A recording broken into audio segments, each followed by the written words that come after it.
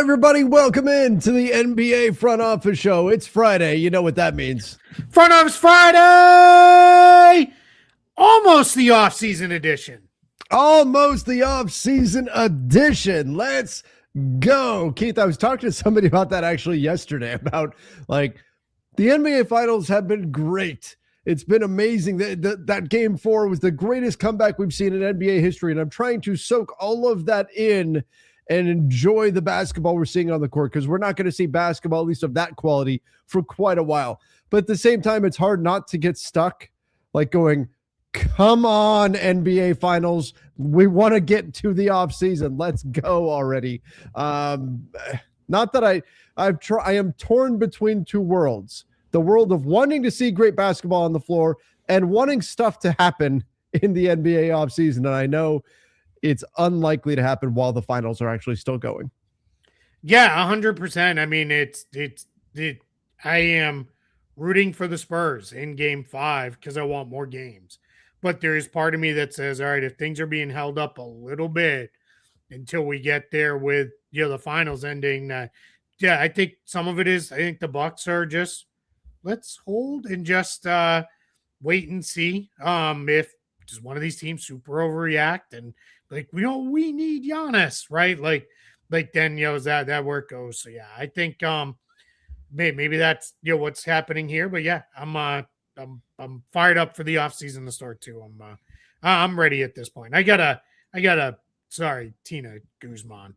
No one cares about the Knicks or Spurs. Yeah, no. You're wrong. That's not. It's not that we don't care about that. It's you have fans of 28 teams that have already moved on to the offseason and want stuff to move forward. That doesn't mean you don't care about the Knicks or the Spurs, or you don't enjoy watching that. I absolutely enjoy watching those games too. And the Knicks have they have a fairly sizable fan base, and the Spurs have like a large base that needs to behave themselves. Yeah, like good Lord. Up. Like, what you know what though? The problem that it's such a large fan base that what percentage of Knicks fans does that reflect? Probably a really very tiny percentage that are acting like stupid idiots out there. But that stuff's ridiculous. Yep. Yeah. I will also say too, I've never understood the thought of my favorite team won a championship. Let's burn the city to the ground. Right. Like I don't understand the idea. Let's go break stuff. With mental health problems that are out there looking for an excuse. That's what we're talking about. Yep. Probably fair. So. All right, let's go. Like a couple already, we can keep going. So perfect. What you like? I have no sympathy for people who are doing stuff like that. All right, here we go. What's up, guys? Any new NBA Europe EuroLeague news? Yeah, I mean we had some meetings just the other day in somewhere in Europe. I did not see where they were, but the NBA is still like full go with this, and they're trying to work out with EuroLeague. I think what they're really trying to do now is not turn it into we compete as much as how can we be partners. And I think from the NBA side, that is we want some of the EuroLeague teams to be a part of our thing because they're big teams, they're already established, they have followings, they already have players. Like we can do that. I think from the EuroLeague, it's how do we be partners, because we don't want you coming and just taking everybody and putting us completely out of business. So it's going to keep moving. I still think it's closer than NBA expansion is. We didn't get much of an update on either. We probably won't again until maybe some point this summer, or I guess whenever it is the NBA owners decide whatever is next on the expansion front for domestic expansion. But yeah, I mean, it seems like they're just plugging along. It's just not going to be a quick process. I mean, imagine like launching an entire sports league. Like it's just gonna like that's just really hard. Big endeavor. All right, let's go here. Rich Paul said 10 to 12 teams are interested in LeBron. And he also said that they haven't. Oh no, we haven't talked about it. We haven't discussed it. We don't know. I don't know what he's gonna do. I don't buy it. I don't buy it at all. That right, we're sitting here on June 12th. The draft is 11 days away. All hell's going to break loose in free agency on the 30th. Already stuff's going on behind the scenes. We know that. Did you really haven't? I don't expect him to tell anybody if they've made any kind of decision on anything. but I don't buy for 1 second that they really haven't oh no, I don't know. We just haven't talked about it. I don't know what we're going to do in free agent. We'll figure it out, but we haven't talked about it yet. I don't buy that. Also, keep in mind, it is best interest to say, oh yeah, there's 30 teams interested in LeBron James. I buy that a lot of teams are interested in him. Can a lot of teams pay him? That's a trickier question. So there's a lot from what Rich Paul was saying there. And again, I can't imagine that they've really had zero conversations about what the plan's going to be for a free agency. I do buy that they want to wait and see kind of how the dust settles for a number of teams. I think that makes a lot of sense. But the standard line of, yeah, we don't know what we have no idea. We haven't even talked about it. I don't buy that at all.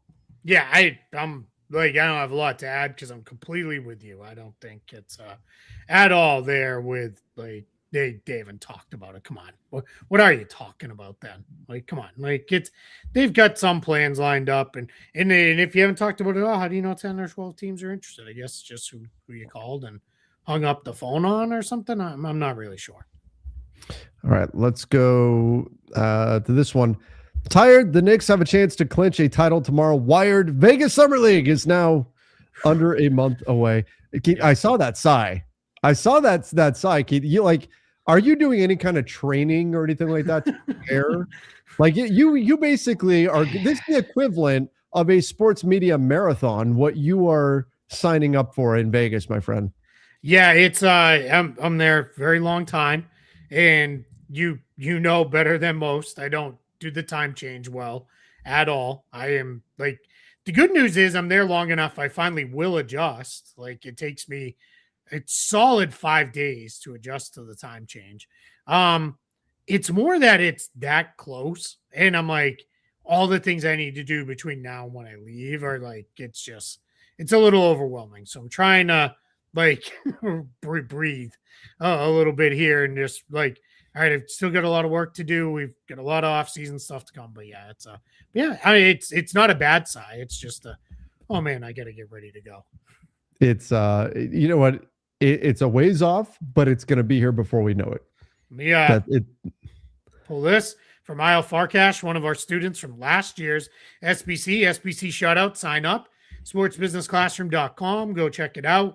If you're interested in joining in Vegas, and yeah, hugs for me if you want them. Show me you subscribe to the show, and if you want, you get a hug. You don't have to just be an SBC for that standing offer. See me at the grocery store and prove it. No, give you a hug if you want it. Can you give a hug and a good day, mate? Tapping in from the airplane to South. Oh man, South Africa. Good day, mate. Throw another shrimp on the bobby. Welcome in from, I guess, almost in South Africa. Yeah. Where's the airplane leaving from? South Africa. No, I mean, that's an interesting accent, isn't it?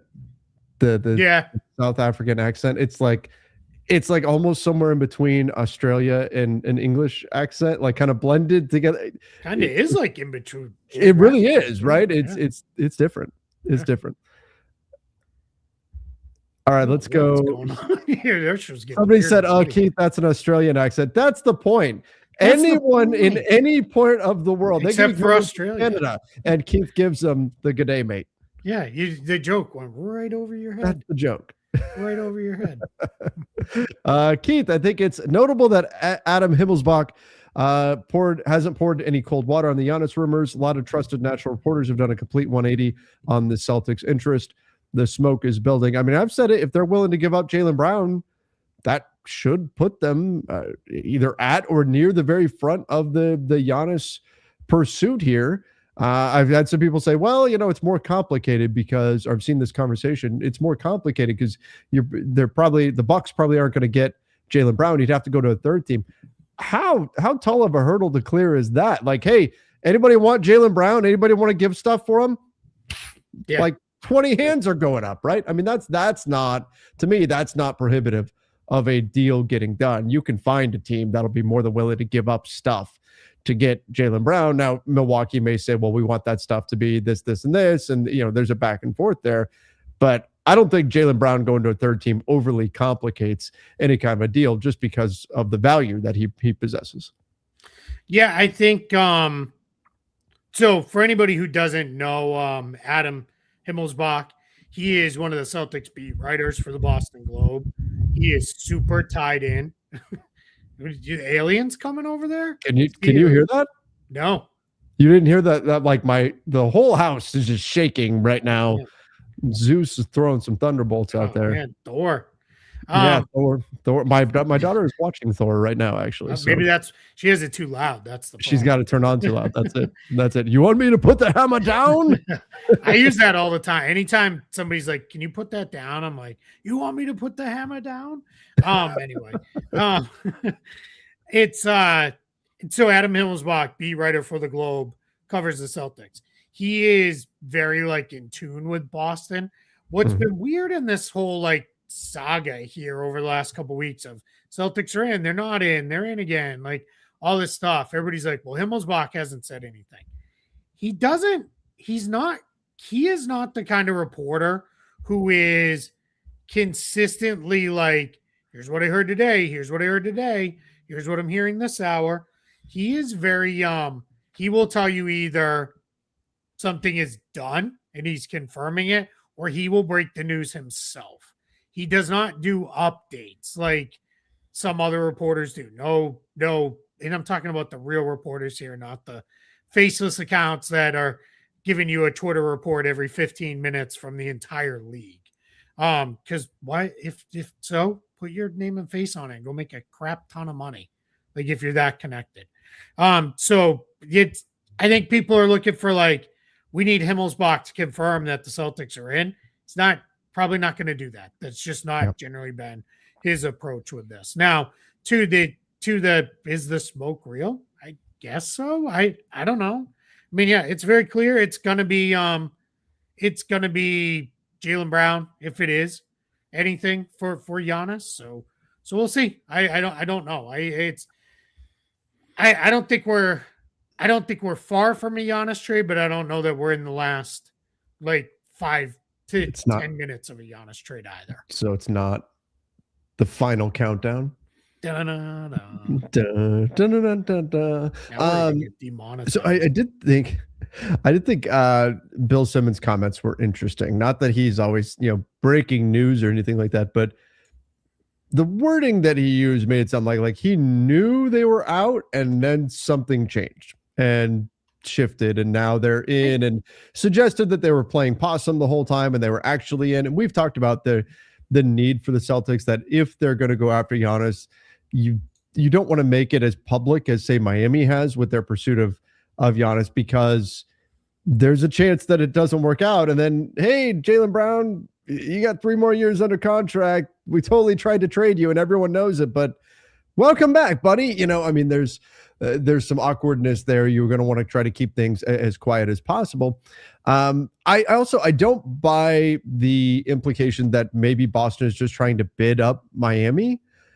I think what Miami's offering is already in there. Offer. Like if the Bucks called him and said, hey, it's, if you add, okay, we'll do the deal right now. If you add in Yakashonis or something, like, is Miami really saying no? No, they're doing the deal. So I don't buy that the Boston involvement is solely about trying to get the Miami Heat to pay more. If they're involved, I think they're involved because they really want Giannis. And I think to your point of, did something change? Maybe what changed was the Celtics were like, okay, the Heat have gone all the way there, and that's what they can do, but we can beat it, right? Like we either directly or by roping in a third team, we can beat it. So that's where, I think it is like, maybe that is how they kind of got pulled back into this. Yeah, could be. Do you think the Cavs get a Donovan Mitchell extension done? And do they move him if not? That's a really tricky situation, because this is one where Donovan Mitchell can look the Cavs in the eye and say, I want to be here. I am not going to go anywhere, but I want to get my 10 years of service and sign the contract next. There is legitimate financial incentive for him to wait a year, but the risk for the Cavs is then he does touch free agency. And if the season doesn't go well, I mean, we know, you reference it all the time.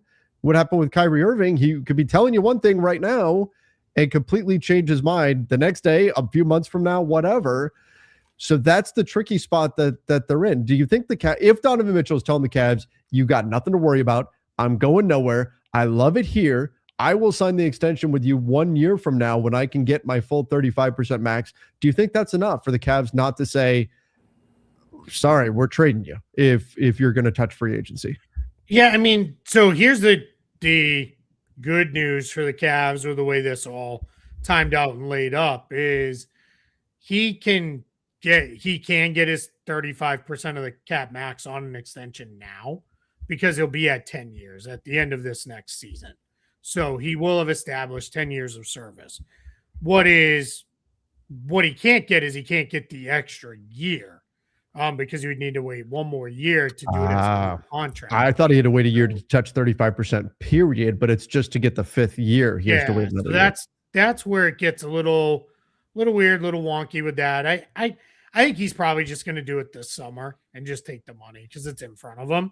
And I think Donovan Mitchell has had some injuries. I think there's probably some thought in his mindset of like, I don't want to get in a spot where then maybe this isn't here for me a year from now or anything like that. And there's some question around the league, like, is this a guy you really want to be handing a 35% of the cap max to? Sure. I tend to think it is, but I think it's, I of all of the Cavs players, I think he's the one who's going to get locked in here. And I think he will lock in because I think he's been very upfront and honest of like, I want to be, I want to be in Cleveland. Like I'm happy here and this is where I want to be.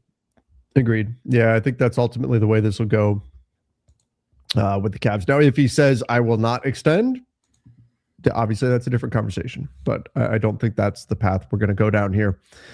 What's good, guys? I saw a question like, what if LeBron just leaves for the NFL? But I must have misread it because I can't find it. If he decides, hey, I'm going to be I guess what would he have to be? A tight end? Yeah, probably like a receiving tight end. Yeah, that's what he'd have to be. Who are some possible trade down teams for this draft? Well, actually, just day before yesterday, I think it was, Jake Fisher was talking about that the Hawks don't want to make 2 first-round picks. Yep. So the 23rd pick is available. The 17th pick certainly is available. Now that's probably, what's that? Clippers with the 5th pick. Yeah, the Clippers with the 5th pick. Those are some potential trade down. With the Hawks and with the Thunder, we're probably talking more trade out. But trade down, yeah, the Clippers with the 5th pick would probably be one to keep an eye on there. Yeah, I think it's what you're looking at when you're looking for teams that are trade down teams is either teams that are so far away that they need multiple picks to start like their process, or it's good teams where it is like, all right, hey, for the Clippers, we'd rather trade down or out because the 5th pick, that can get us an awesome veteran. Let's just go. We don't need to make this pick. So that's where you're looking. I do think we're going to see some movement because I think after the top 4, it really becomes kind of a much more of eye of the beholder type of draft. And you could see teams be like, man, I really want player X. I'm going to move up to go get him. And come down, and we'll make that happen. But Dallas is interesting. I've heard both things with Dallas. Dallas would like to get more draft picks, and maybe they're going to try to, go more on we've got Cooper Flag. Let's build it up slowly. Remember, new front office there. Then I've heard Dallas is like, let's trade the 9th pick for another veteran and try to fast forward this thing. Yeah, Dallas is one of those teams that'll be an interesting pivot. They can go either way. They can go, especially because they don't have control of their future draft capital. Now you can also argue with the new rules. Do teams have to be concerned about how many games they win with the new anti-tanking rules? Maybe not. By the way, if you're a team that has traded your future pick and you're sitting middle of the pack, you're like probably a little bummed that now your future pick is gone and there's an increased probability. If you thought, well, we'll at least be decent. Well, decent may now get the number 1 pick. Like that's just the new reality. But Dallas is an interesting pivot point where they could go lean in towards, hey, we're going to win now. We've got Kyrie Irving. Cooper Flag is ready to go. Let's go add some pieces. But they could also go the other direction, say, let's add some younger players that we think will work alongside Cooper Flag for the long-term future. Yeah, I think there is a how do I put this? There's a world where in this new draft reform where I think they went a little too far with this. I've said that multiple times.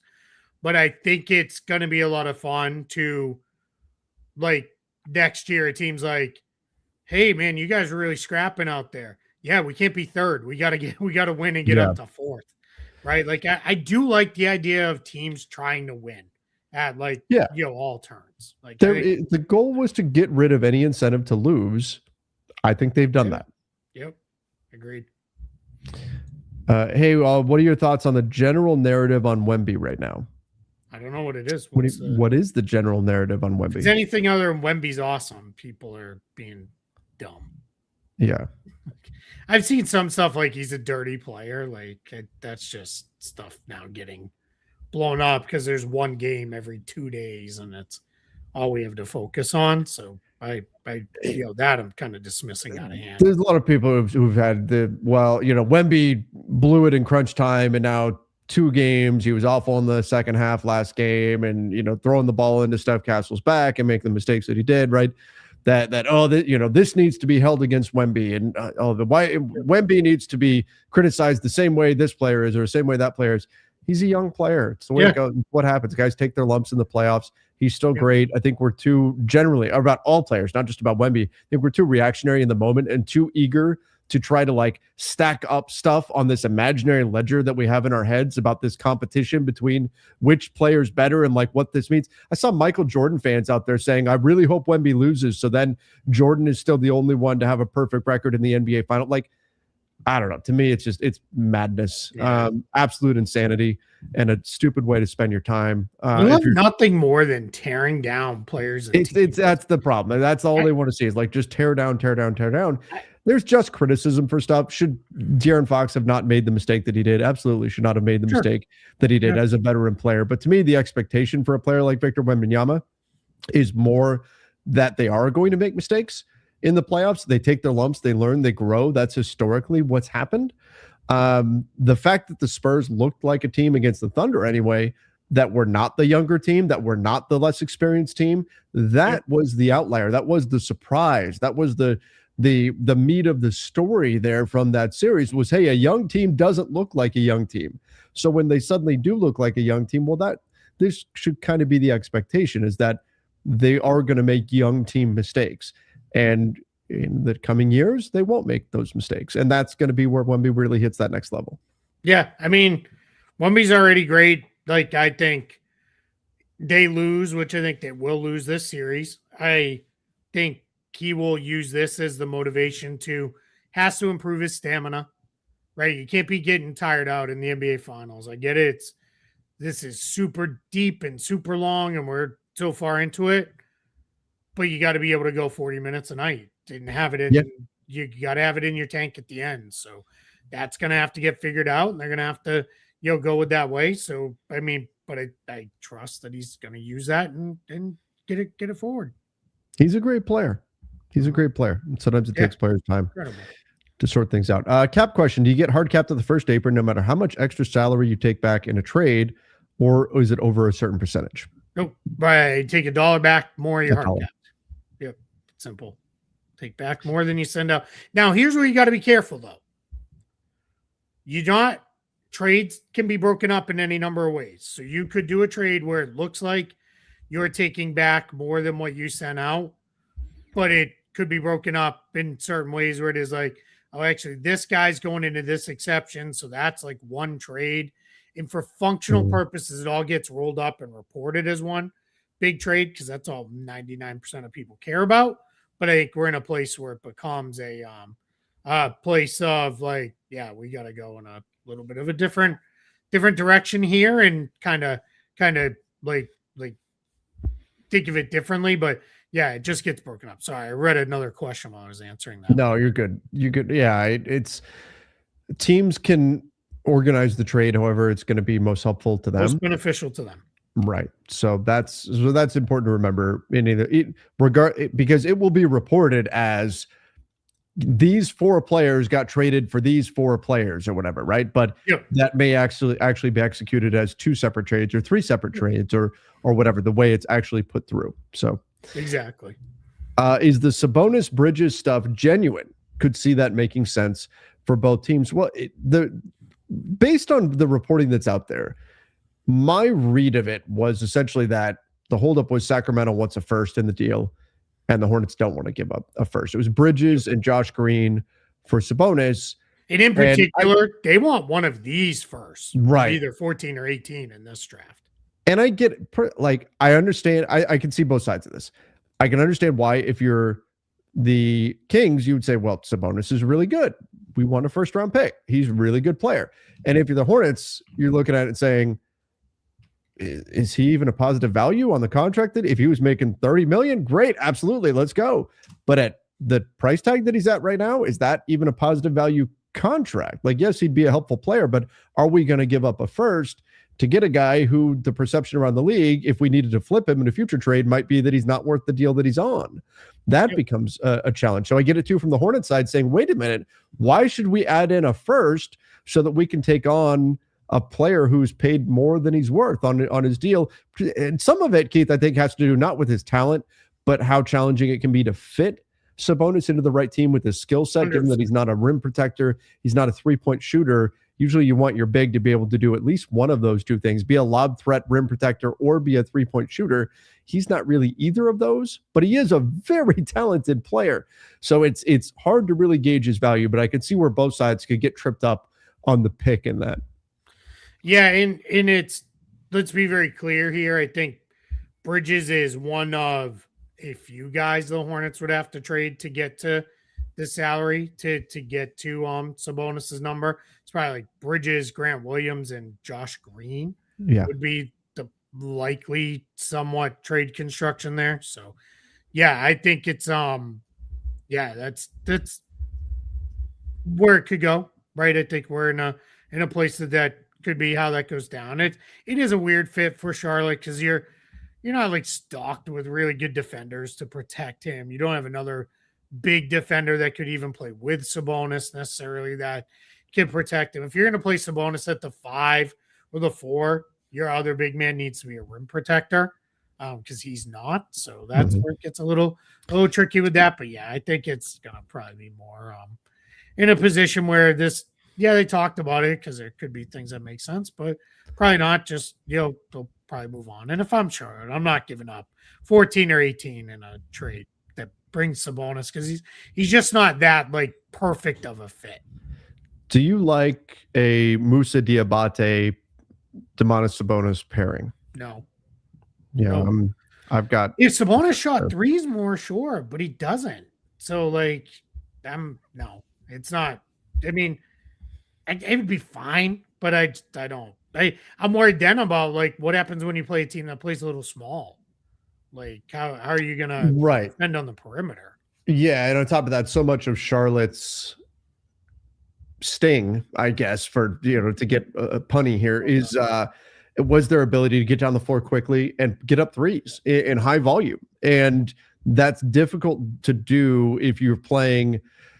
They were playing 4 out with Moussa Diabate running down the paint. If you've got 3 out and Sabonis and Diabate in the paint, and you could offset their minutes, I suppose, but I don't know. I just don't know that it's. I think it is counter to what made the Hornets such a threatening team last season to add them to the mix and to consider trying to play that double big lineup. To your point, Sabonis did shoot. He shot 42% from 3. Just doesn't take very many. Couple seasons ago, but it's only on 2.2 attempts. This past season, though, 18.5% from 3 on 1.4 attempts. He's just not a threat out there right now. Yep, never committed to taking enough of them to even know what kind of percentage shooter he is. So that's tough. My brother did SBC last year. Now works for the Arizona Diamondbacks. Shout out to you. Awesome. Congrats. That's great. Brother. No, that's awesome. Yeah, it's generally it opens up connections in the world of basketball, but definitely, we get a lot of people in there from other places as well that are just coming in to learn and connect and everything else. Trevor and Keith, can you feel the difference with commentating behind a computer versus live for a TV network versus a video game? If so, which 3 would you rather do? I've never commentated for a video game. No, me neither. Yeah, I've talked to the people who've done it before. So I don't know if people know this, but like EA Sports, their one of their places is like where they make the Madden games is in Orlando. It's actually not too far away.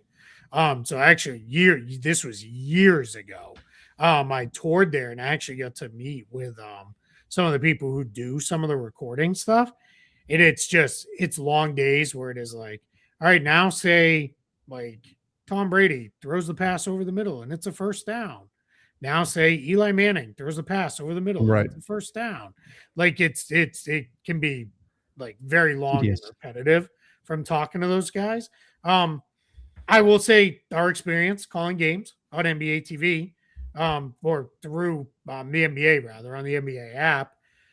What was most interesting and hardest for me, as well as when we've been doing the live TV, is having someone talking to you in your ear while you're also talking and making your point. Like that just takes a little bit because there's some things I can multitask with really, really well. Listening while also talking or writing or whatever, like those things I don't necessarily do very great. When we were doing when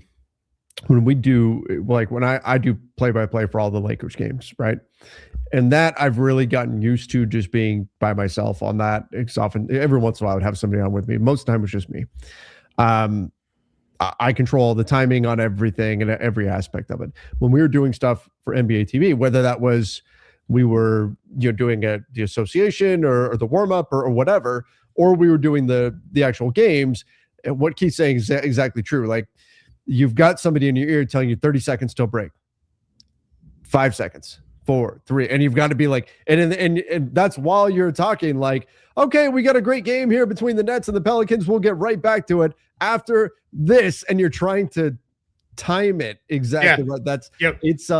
It's challenging. I can see where as we do more of it, it gets easier and easier, but that it's a huge difference compared to when we're just doing, if you and I were to jump on through StreamYard or what have you, and do play-by-play for a game that way, so different than when you've actually got a producer in your ear for sure. Yep.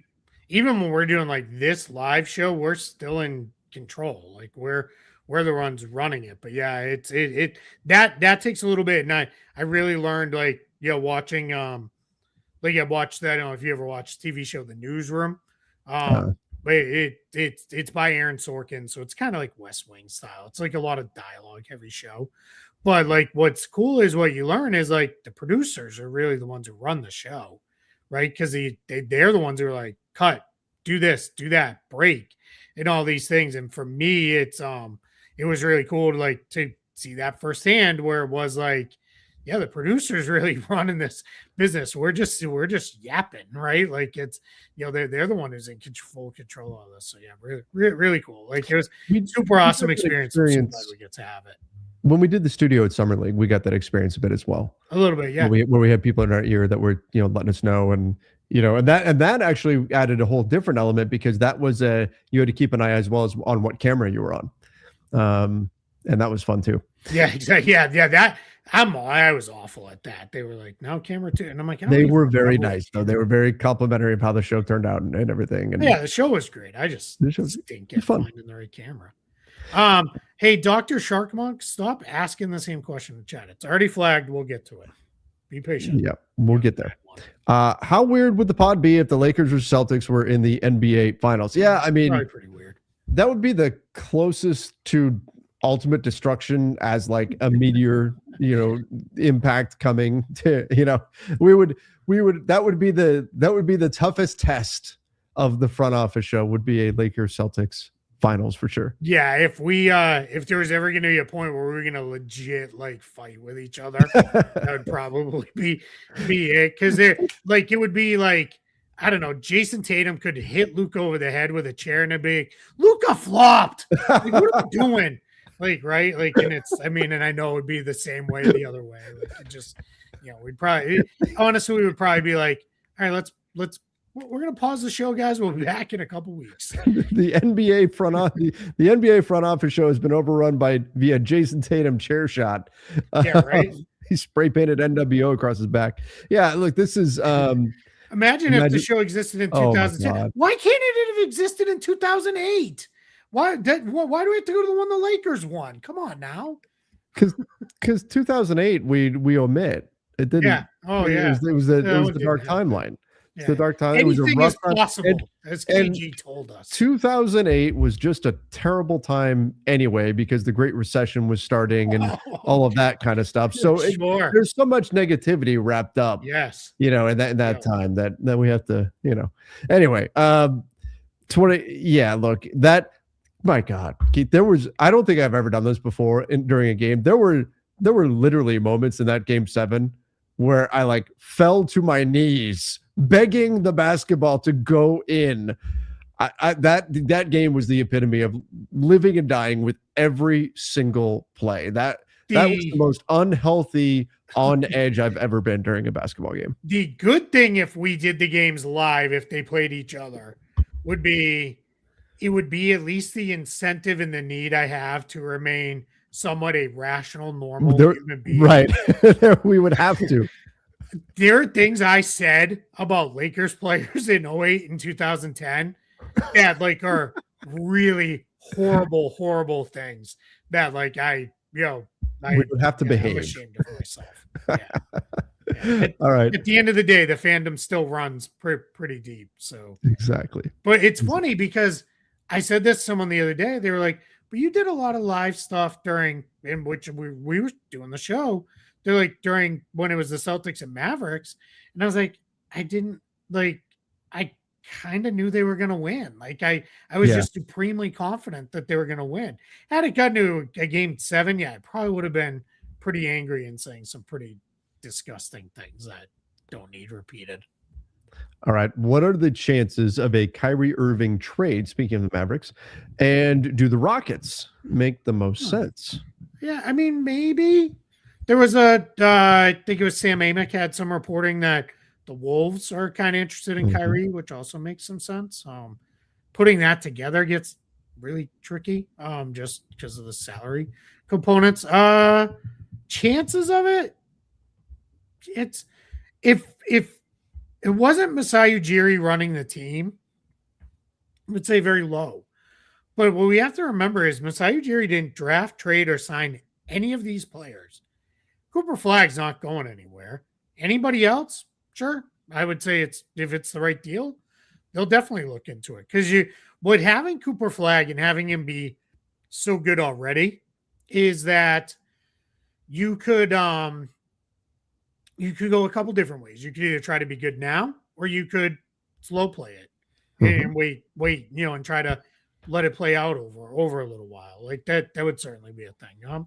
Houston does make sense for Kyrie though. I haven't ever really heard like where's Kyrie and KD's relationship now? Like that, after everything fell apart in Brooklyn. I don't know where that's at. Do you think the Hawks? And by the way, I agree with everything you said about Kyrie. I think the big question, just real quick, is if a team's trading for him, are they buying as though Kyrie is going to be Kyrie again? Or are they trying to offer saying, hey, we haven't seen this guy play basketball in a year and a half. We need to give you less. And if that's the case, do the Mavs say, no, we'd better. I think there's a world where the Mavs hang on to him. And then if they're going to move him, they do it mid-season so that so he can get on the floor and show that he's healthy.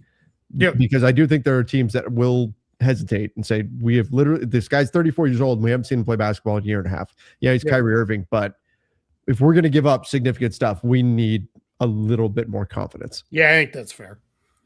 Do you think the Hawks? But at that point, maybe the Mavs are like, no, he's playing great and we're good. And that's very possible. Yeah. Do you think the Hawks will be aggressive to get Jaylen Brown and they can put together a good package if they want to?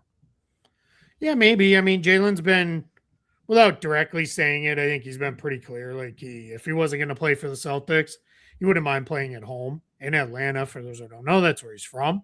So yeah, I mean, I think if I was the Hawks, sure, makes a lot of sense. I'm not moving Jalen Johnson, but just about anything else I'd be kind of open to if I could get Jaylen Brown. And I wonder if like third team in, right, rather than let the Bucks get him and then let the Bucks decide, which that was one of the things that's been kind of floated out there is maybe it's not a 3-team trade and they go. But I think there's a world where they just get in on it as the third team in and don't even have to compete with anybody else. And they've got enough assets to, I think, pay Milwaukee what they would need to have in order to get Jaylen for themselves. All right, before we move on to our next question, let me give a real quick shout out here to our sponsor, and that is Prize Picks. You guys can check them out. Use the link in the description down below. Super easy to do. The code is HMA. Great deal. Play $5, get $50 instantly over on Prize Picks. All you got to do is pick more or less some of your favorite players. Game 5 coming up. I'm going Cat. More than 31.5 points, rebounds, and assists combined. I don't think that he will get himself in foul trouble the way he did last game. And then Victor Wembanyama. I buy that Wemby back against the wall is going to be great. 34.5 points, rebounds, and assists combined. Yeah, I think he's going to get there. If you guys want to get in on it, that code is HMA. Link is in the description down below. And again, play $5, get $50 instantly in your lineup. So go check them out. And we appreciate Prize Picks sponsoring the show. All right. What do the Knicks do this offseason? I think they rebuild their city. They have a parade and a hell of a party. That's where we're headed. Yeah, I think it's if they win the championship, it is do what you got to do to probably keep the whole group together. And I think they are a team. They haven't gotten into that second apron yet. Mostly because they haven't been able to. They've been hard capped at it. Mm-hmm. So I think we'll see the Knicks go into the second apron and keep Mitchell Robinson and Landry Shamet and just basically run it back and say, let's go. I think they will be very we don't need to do this anything differently. We're the champs. Let's go. So I think that's where it's going to go. Somebody asked, are we getting Scott Foster for game 5? Have the officials been, I'm sure they've been assigned. Is it? Yeah, because they get assigned in the morning. I don't even know who it is. I don't know. I can look. Didn't he just did a game though, didn't he? Yeah. But I mean, the extender, the bat signal goes up. Today's officials. No, tomorrow it'll be out. Tomorrow. I keep thinking there's a game today and there's not. There is a game today, Keith. There is. U.S. men's national team playing tonight. I believe that we will win. Let's go. Let's go. I'm so fired up. I am too. We're yelling a lot of dirty stuff at the TV today. I am really hoping for a good showing in this one. U.S. against Paraguay. It's gonna be interesting, I think, to see how it all comes together. It helps set a tone for sure, right? I'm concerned about the defense. How it goes. Yeah, I mean, I don't love that Tim Ream is roughly our age and still leading the center back crew. Yeah, not great. But no, they're gonna be okay. They're gonna win. 2-1, 2-1 USA. Let's go. All right, let's get it done. Canada's losing right now. Are they? Yeah, they're down 1-0 to Bosnia Herzegovina. I was gonna go. Watch that one after this. I know they've got. I know they're down. Why am I forgetting the name of the center back? Richards? Yeah, Chris Richards. Chris Richards. He's been dealing with an injury, so I'm hopeful that he'll be able to play. Yep. If the Pistons create cap room and trade for a player into that cap room, are they hard capped at the first apron because they took in more salary than they sent out? I believe the answer to this is yes, but I'd have to look only because they're not sending any salary out. I'll have to look, Kyle. And Kyle, I know you have my email. Just shoot it. You may have already sent me an email on this, and I might have filed it on my to-dos. But I believe they would be, but I'm not entirely sure. All right. Thoughts on a Gobert for Anthony Davis swap? I don't like that for the Wizards. Yeah, why would you do that if you're the Wizards? Yeah. Wouldn't make sense. No. Just keep AD, play him with Alex Sarr and go. Does Kawhi get traded if his contract isn't voided? The fact that the investigation isn't over by now is ridiculous since the draft and free agency is coming up. I mean, Adam Silver did have that comment about we kind of need to wrap this up. We need to get this because teams need to know what's going on. Yep. They're going to make trades, if they're going to make free agent decisions, if they're going to make draft decisions, right? They need to know what's happening here. And I'm not saying that it's likely Kawhi's contract's going to get voided. It's not likely that's going to happen. But if there's penalties imposed on the Clippers, teams need to know what those penalties are so they know what picks they have, what their true situation is, and all of that. That does need, sooner rather than later, that needs to get cleared up. Whatever's going on there. As far as Could he get traded? He absolutely could get traded. I think there's going to be a number of teams very interested in Kawhi Leonard based on the season that he had, how talented he is. I think there's going to be plenty of interest in him, and I think there's incentive for the Clippers to potentially move on and fully pivot towards a younger group if they get the right offer. But I also think the Clippers can legitimately sell. No, we're actually gonna keep Kawhi, and we'll keep him for another couple of years, and we're gonna continue building this thing moving forward. And Kawhi can be part of it too. So I don't think they're locked into anything. I don't think they have to trade him, but there will be plenty of interest, and I think the Clippers will listen just as they did at the trade deadline. Yeah, I think we are. I'm also going to put, like, it's weird because we're talking about a situation where maybe they flagrantly violated NBA rules, but I'm going to trust Steve Ballmer when he said we're not trading Kawhi. Like, I just, often when owners go on record like that, it tends to not happen. So, because I think the big thing is I don't know that they want to do any form of rebuild. I think they want to try to stretch this out as long as they can. So they don't have their picks too. So yeah, they don't have picks. You traded for Darius Garland. Like, what's the point of that if you're gonna then turn around and start over? Like, yeah, there's a lot of reasons. But I mean, then they traded Zubac, but that was such a good deal. They're a weird team this summer, like just with the investigation stuff and then just directions they could go. So they're a team to watch for sure. Do you think teams with late first-round picks are less willing to trade them for proven veterans now, given the massive advantage a rookie-scale contract has if you hit on the guy? The only reason I'll say probably not is especially this year, the late first round took a hit, late first round, early second round with guys going back to school. Mm-hmm. Still a good deep draft class, still a lot of talent all the way through the first round, but it was like I had talked to a team that before with guys withdrew. They had like 35 players with first round grades. So that was like, you could still get really good players early in the second round. After all the withdrawals, now they're like, more at like 25 to 30. So the depth took a little bit of a hit at the back end. So they may not be there. What overall is going to be really interesting is, are teams going to change their idea? And I was talking to a team this morning that was like, for us, we're now, you can't be bad for multiple years in a row. So they're like, our philosophy is like, hey, if you can get the sure thing of a really good player, go get them. Like, and there's obviously, you're not do number one for an eighth man in your rotation. But like, if you're like trading the 25th pick for like a fifth starter, yeah. Let's go. Like, that guy's going to be really good. So, and then there's also financial situations that play in and stuff. So what was that? I said, I'm glad you said 25th pick. Oh, is that? I keep forgetting what the Lakers pick is. That's the Lakers pick. I've been on the mindset. I made this case yesterday on was it yesterday? I don't know. Time's lost all meaning. On the Lakers Collective that I think they should trade the 25th pick. Now, maybe there's a player there they fall in love with, they feel really confident, but I think they lost the ability to take a risk on everybody because they missed on Dalton Knecht and Jalen Hood-Schifino. So I think there is some real value to getting more of a known player, somebody who what they can do. And there's always risk in any trade. A player can drop off or they get hurt or what, things happen, but a much higher percentage chance that a rookie is, especially a late first round rookie, is not going to pan out versus a player who's been in the league for 5 years or something like that. You already know what that guy can do. So I think there is real value to it, but the flip side is those guys that have been in the league 5 years or whatever, you're not paying them rookie scale deals anymore. So those are guys that are going to cost more. And there is a big advantage to having players on rookie deals. For example, why is San Antonio so good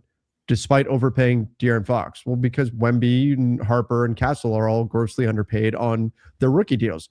So rookie deals are extremely valuable if you hit. But the flip side is if you miss, it's extremely damaging to miss on a draft pick. Yeah, without a doubt. I was asked earlier today, would I trade Jalen Williams for the number one pick in the draft? My answer was no, because I trust Jalen Williams is going to get past this injury stuff that kind of wrecked this year for him. I know Jalen Williams is awesome. Number one pick, I think AJ DeBonta, that's number one guy on my board. I think he's going to be awesome, but I don't know that. I know Jalen Williams is. And I am more risk averse than I think a lot of people are. Where if Sure. I know I have somebody who's great, I'm not gonna like I'm gonna just hold. Like I don't feel like I need to, move that guy. Like it's just that would terrify me, that idea. Spoken like a married man right there. Um, the new Spielberg movie came out. If you're interested in aliens, going to take my mom and my, I assume that means aunt today. Cool. Yeah, I've heard mixed things already, which worries me. Some people I'm, said it was really good, and then other people were like it stinks. So I'll probably wait for that one to come out on streaming or something. Although, yeah, that's probably I don't see a lot of movies in the theater anymore. And this time of year, okay, we're hitting the point where I can't be in a theater for 2+ hours, 3 hours, or whatever. The NBA world's not going to wait for that. Yeah, next movie I'm going to see in the theater will be Spider-Man because it comes out on my birthday, and we're July 31st. We should be past like enough big stuff that I can commit a couple hours to it. Hey Keith, if Austin gets $44 million a year from the Nets, so that'd be average annual value, and the Lakers match that, does it mean the Lakers plan on using cap space for other free agents and then at last use bird rights to sign him? Can that work? Can't work. So first of all, sign him can't work. I guess first of all, they don't have matching rights. He's not a restricted free agent. So just they could say we'll offer the same amount, but they don't have the ability to match any offer the way a team with a restricted free agent would. Yeah, so that's the big thing here. That's where this is different. Let's say the Lakers said, yeah, hey, Austin, we'll do that exact same deal structure. He's like, great, then I'm staying in LA. Doesn't change their plan at all. They just they've got his agreement, and then they go about doing all their other stuff, and then they sign him after they've used cap space, if that's the direction they go. If he was a restricted free agent, this is where it's actually in some ways better for the Lakers that he's not, is a team like the Nets could force their hand. If he wanted to sign an offer sheet, then the Lakers would have to match it. And upon matching it, he's immediately on the cap. So it would have, in that window, you'd have to already use all your cap space and everything else. So it's that's where it would get really, really tricky. I don't that I'm not doubting the veracity of the report. I think that's all probably really good reporting. I don't know if I'm the Nets, like just drafted 100 guards. Like, is this where I want to throw now a ton more money? Austin Reeves is way better than all of them are now and probably ever will be. Like, and if I'm the Lakers, like, I don't know. I'm probably not going to blink at that. I'm probably just going to say, great, we'll give you that. We'll give you that, or we'll give you more money, maybe a little slightly less value, but we'll lock in another year. I think what people are forgetting is Austin Reeves is not 22 years old. Like, so for him, he might value like 40 million over 5 years, where it's 200 million. He might be like, yeah, that's actually better for me. So, right. And the reporting was, it was executive. I don't remember if it was executives or GMs, but sources from other teams. It was not like the Nets are not coming out and saying, yes, we're giving a max to Austin Reeves, right? That, and it's not even going to be sourcing from within the Nets. Right. Now, they do have players from the same agency on the Nets already. So there's already a connection there, a link there that it's not surprising to me at all, especially when we look at the free agency landscape, that there's not. Austin Reeves is the best non-LeBron unrestricted free agent on the market. And so as a team with cap space, and it's a pretty shallow free agent pool, it would make sense that the Nets would have some interest in Austin Reeves just as the best guy out there, and maybe the Bulls as well. So I do buy that part of it, but I agree too. Like the Nets already do have a bunch of guards, but where are they really at with things? And if you're Austin Reeves, do you want to go to Brooklyn and go sign up for, wherever the Nets are at in their build? If the Lakers come in and say we're only going to give you $150 million, then yeah, probably off to Brooklyn he goes. But it'll be interesting to see kind of how all of that negotiation ultimately plays out. Yeah, and again, because I saw some of the reaction that was like, why are the Nets trying to sign guys to be good? They're too far away. Again, you can't be awful. Like you can't just go in being like, who cares if we stink next year? Like it's just, that's going to change things quite a bit for folks. Do you think Fox gets moved this off season? So let's pull this super chat too, because it's along a similar line. Harper being ahead of schedule makes Fox more expendable, meaning SAS could do a decent package for Giannis once they lose the finals. It's unlikely, but they'd be an all-time unstoppable pairing. Yes, I think the challenge is I don't think that's going to be the way it goes. I think there's a chance De'Aaron Fox has moved. And if it's not this year, I think it maybe is in season, which you're talking $49.5 million if the cap comes in where we think it will be. That's a pretty good chunk of tradable salary. I just wonder who's taking that. Who's taking that contract? People are down on De'Aaron Fox right now, but De'Aaron Fox was really good a couple of years ago. And it's not, he's not 34. He's gonna be 30. He's a good player. He's just not worth what he's making. And so that's the challenge with it. But if it's outgoing salary, that's also a player that's slightly overpaid. And I also think we have to remember De'Aaron Fox is recovering from a high ankle sprain. Which is an injury that tends to really sap athleticism, and it takes a while for players will be on the floor, and suddenly you're like, well, this guy's not any good. What's going on? High ankle sprain. It's what happens. This is what happens when you have a high ankle sprain. It takes your athleticism. Sucks. It's not good. You're there. You're on the flour, but you're not the same guy for a little while. You can't tape it like you do with a regular ankle sprain and secured. It's really bad. I've heard people say it's almost as bad if it's a really severe one as like having a broken leg. Jorge, we didn't skip your super chat. We've got it. We'll get to it. I promise. We pulled this one because it was related to the next chat that came up. Hey, and shout out to Teddy. Thanks for that's a big super chat. So thanks, man. Appreciate you. Appreciate that. But anyway, Fox, he could get, but look, every time we've had a contract that we've said, well, nobody's ever going to be able to trade that one that's been traded, right? Mm-hmm. That's the way it goes in the NBA. So you never say never, but I just think a team would have to be incentivized to take that contract right now. Maybe not by much, but I mean, maybe. I also think it is some team that really needs a point guard will be like, well, De'Aaron Fox is really good, and we can go get him, so why not? I think what's interesting is the Spurs taking that and then breaking it up into team that's man, we kind of overpaid a couple of guys, and then all right, we'll take them because they're good and they fill rotation needs. I think the single biggest thing the Spurs need to add this summer, whether it's through the MLE or through a trade, is more a true power forward size guy. So of course I'm going to go to John Collins because I think John Collins would fit wonderfully everywhere. Yes, he would. John Collins. Like that, we need to get him on the show at some point. We've talked about him so much at this point. Mom used to listen, remember? She used to check in the early days of the show.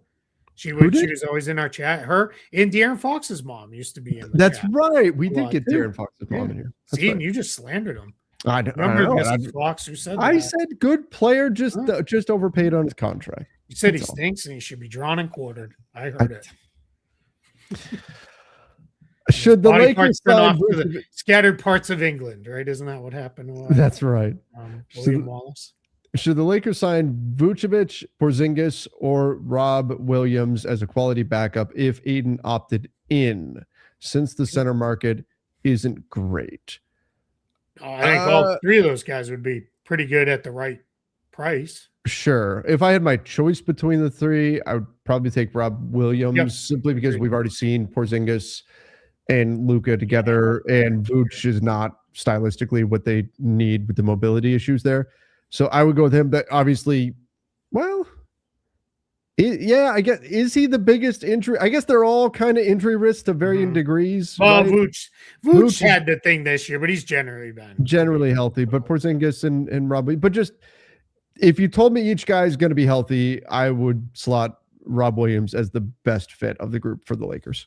Yeah, I agree, because he just gives them a completely different component with the athleticism and the shot blocking and all that stuff. So now what I would really like is Rob Williams and Vooch. That'd be a better pairing than even having Aiden involved. I realize Aiden was there, but that'd be good because that's all right, hey, what we need right now is floor spacing. Great, we go to Vooch. So, what do you think DA does if he finds out the Lakers are getting a starting big? does he pick up the option, or does that push him to decline it? I think he still picks it up because I don't know where he's going to get that next I agree. on the market. I don't think he's not worth 8.1 million. I think he's fine on that contract. Sure. I just don't think I would want to give him more than that. So I just don't see where he's getting more than that. I would like to have Ayton for 8.1 million as my backup center. For sure. If his mind was right and he was okay with it. Yeah. And would he be? I don't know. We have to go rapid fire through some of these unless you want to save some of them for later. Already over an hour. Yeah. Will teams pay a first round pick to dump salary this summer? I mean, it depends on the salary. Yeah, they might. Yeah, it depends on who it is. Sure. I think teams will be maybe even more open to that with the idea of like, hey, once our pick is gone, like it is what it is, like with that. But it's going to be really interesting to see how much the idea of like, oh, we could be the 14th worst team in the league and still have a really good shot at the number one pick. Like, how much does that change things for teams? We don't know yet. LeBron was labeled athlete of the year or athlete of the century by Time Magazine, and obviously made it to their first list of top 100 athletes. Your comments? Sure, I guess I don't. It's like with LeBron, it's just kind of expected. Like it's not like it's a surprise in any way. Like, yeah, so we're talking what's that like for the? I'm assuming that's for like the first 25 years of the century. Yeah. Yeah. I mean, he's been there for almost all of them. Yeah. Who else like would even be in the running for that? I don't know. We'd have to go. I mean, Messi, I guess. Like Cristiano Ronaldo. Sure. I'm sure there's different. I do not follow the world of golf at all. I'm sure there's golfers that would be up there. Obviously, baseball. I mean, we could talk. I don't know, where does Shohei Ohtani ultimately rank? Well, Shohei Ohtani's been like for like the last like 7 or 8 years. That's just it, right? And I think that's going to be the case with a lot of athletes. Been around. I mean, he's been in our. I mean, we've essentially known him the entire time because we started first hearing about LeBron in 2000 when he was still in high school. Like it was like this kid's coming. He's going to be a monster. So somebody said refreshing to see sports content creators not wearing a baseball cap. I do tell a decent amount of the time. Yeah. Just today. I have not gotten out of this chair for more than like a minute to stretch for 4 straight hours today because I've been just back-to-back shows. So we will wrap this thing up and let's finish out the super chats and then guys we'll get back to Canada scored. Canada. My home and native land. Trev Fox's production just last year was still on par with his all NBA season. He's had to take a back seat, but he's still capable. And that's what a team would have to talk themselves into to give him the contract that he's got. That's fine. I just don't think he's worth that level of max. Like if you told me he had a 25% max, okay, all right, I can get there on that. But I just think he's not quite worth that high of a max contract. It doesn't matter as much on the Spurs right now because they've got their 3 best players are all on rookie deals. But once those drop off, that's where it becomes a bit more of a crunch. So we're talking a couple years from now when it starts to become more of an issue for San Antonio. Yep. Analytically, Cleveland is up 3-1 and winning the finals. Analytically, they're never going to win that down. Thoughts on Fox to the Wolves because they need a point guard. Randall, San Antonio to fill that 4 spot, both big contracts that they need to figure out. Taking on extra years there if you're Minnesota. But if you think he's the answer. Yeah, I don't hate it that you would rather do that deal right now where they don't have to send out as much money before Fox jumps up. What is Fox at right now? He is at 37 million. So you'd rather do that trade before the league year flips over because Randall's at 30.8. So you're almost there now because Minnesota has to send out more than they take back, but you could get there with, tossing another couple guys in the deal. But once it flips over, then it's Randall's at 33 and Fox is at 49. Now 16 million you got to make up. That's a lot. That's a lot. Yeah, I don't know how you get there. All right, everybody. We're going to wrap things up. Appreciate all of you for joining the show here today. If you haven't done so yet, please make sure you hit the subscribe button, turn on those notifications as well. They snuck in a super chat right at the buzzer. Yeah. Trade JI or use the taxpayer Emily. They're going to either trade or waive and stretch Jonathan Isaac. It'll be one or the other. And then taxpayer Emily, we'll see. All right, everybody. We appreciate all of you. Have a fantastic weekend. Till next time. See ya and stay safe.